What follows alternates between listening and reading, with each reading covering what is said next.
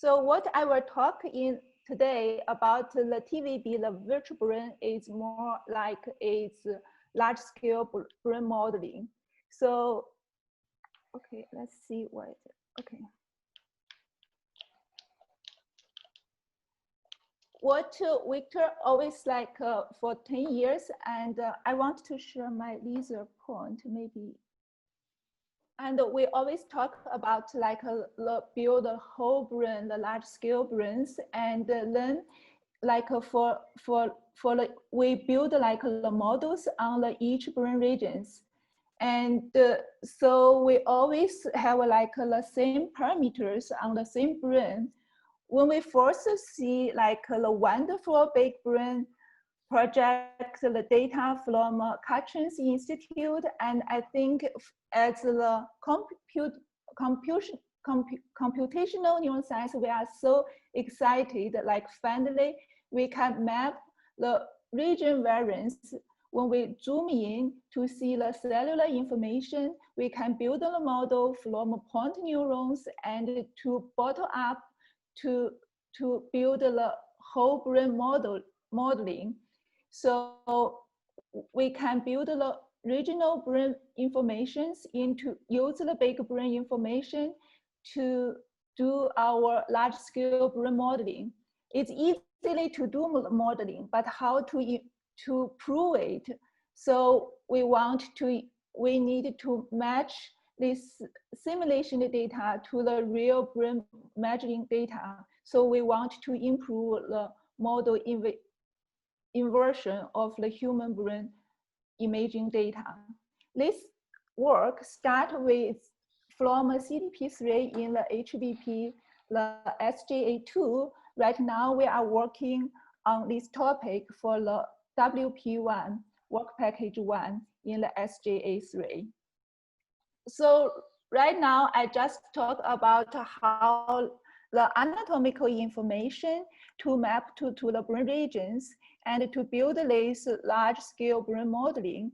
And we also know for the functional part, if we have like SEEG data from different brain regions, and this is the SEEG data time series, and if we do like time frequency analysis, we can do like their frequency features is also changing according to the different brain regions. So and also this information can also lead to the different parameters mapping to the different brain regions. So in this talk, I will talk about the VEP atlas we are developing in our lab.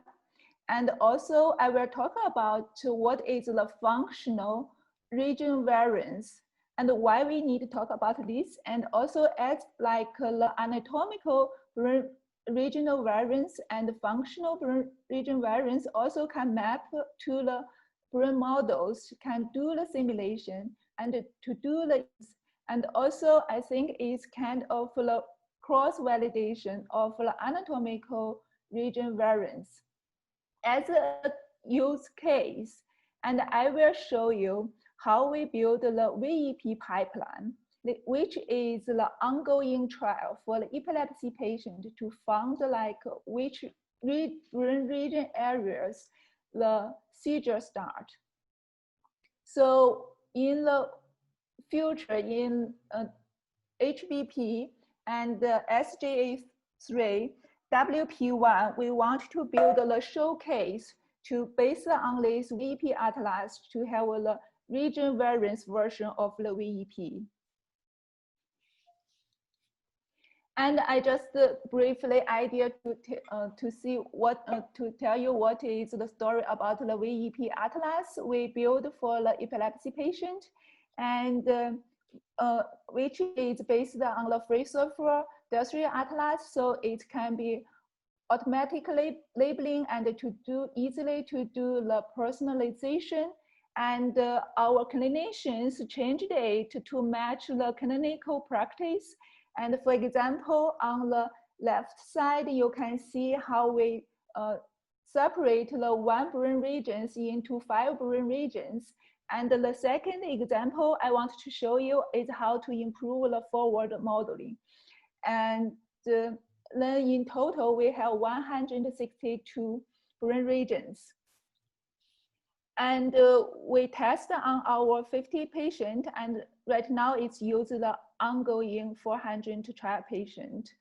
And I will skip that one. So now we talk about the VEP functional atlas. So we defined like different,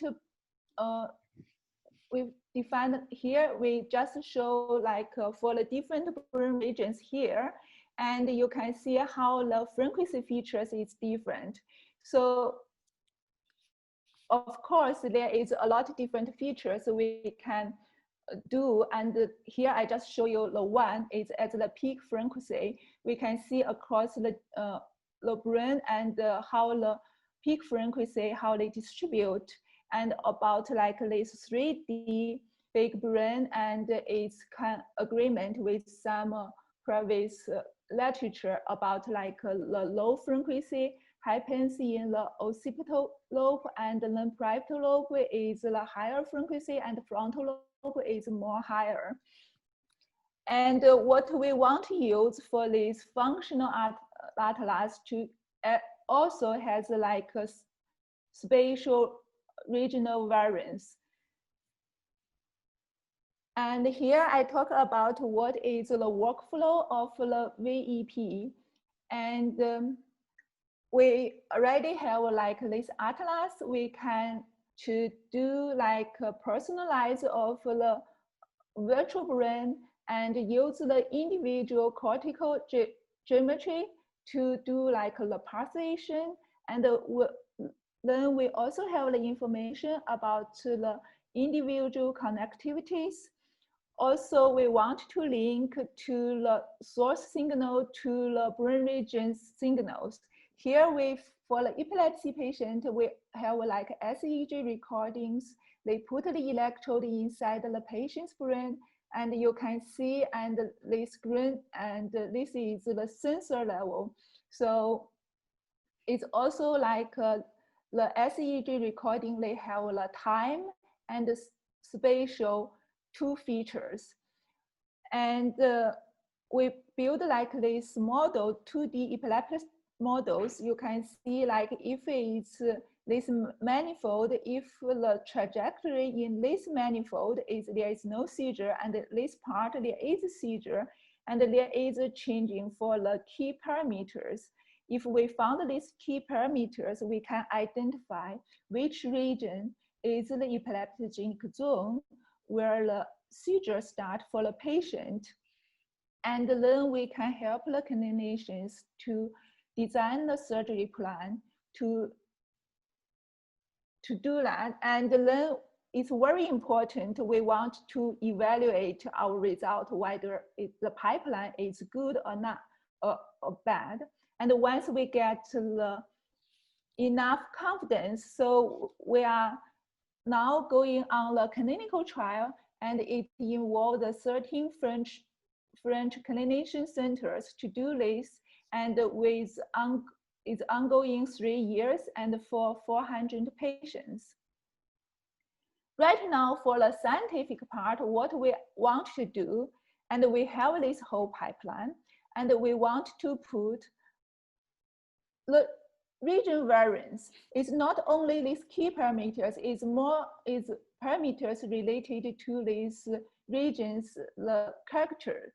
And so the first way, what we can do is like we put anatomical regional variance into this pipeline. We run the whole pipeline. We want to know like the performance, whether it's good or not, it's improved or not. And another way we also can do is like what I just show you, like the functional regional variance. We put in the whole pipeline as a prior, and then we can see it can improve or not. And also we can put two together, and we can cross-validate also the anatomical regional variance and the functional region variance. And thank you. And this is the scientists I'm working on, and the clinicians we are working on is also important. This is our group. We are working on this topic. Thank you for your attention. Thank you very much, Huifang, for the nice talk. I'm very happy that everything worked out in the end so smoothly. Yeah. And we are perfectly on time. We have maybe 1 minute left for question, if there is any. So, are there any questions? Well, just a quick comment. We've seen in this session discussions of layers of chemo architecture, and we will be hearing more about neural mass modeling as well as the stuff that Huifang just presented. I'd like to know if Huifang is going to use, for instance, the chemo architectural information that Thomas Funk presented in her modeling.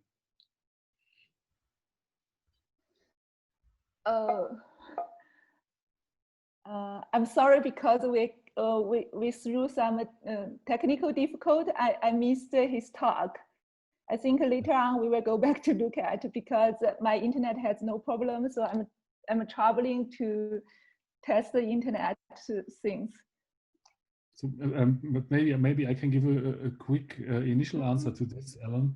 I think until now this used regional samples of receptor densities, not a 3D distribution that Thomas has computed. Right. I'm sorry. As far as I'm aware, yes. Okay, there is one other question by Lana. Please go ahead. We can take this one question. I'm still getting used to it. Can you hear me? Yes. Okay, sorry. So beautiful work. I have a small question. I noticed that you mentioned that you are conducting clinical trial on patients with epilepsies. So I'm just wondering, did you maybe consider taking into account like genetic information? Because like epilepsy occurs a lot of genetic syndromes, and that could reveal a little bit more about the synchronization of the brain activity. Not to go too much into neurobiology of it. Thank you. Actually, yes, we consider about that part, and but it's very hard to put our pipeline. But I'm consider about that part is like when like our pipeline comes out, like if it's the result is not very good, and or why sometimes, and so when we try to organize what kind of the feature our pipeline can catch, we will go back always to check about these informations. This information, I think, is important to the scientific analysis, but right now we didn't to catch this part.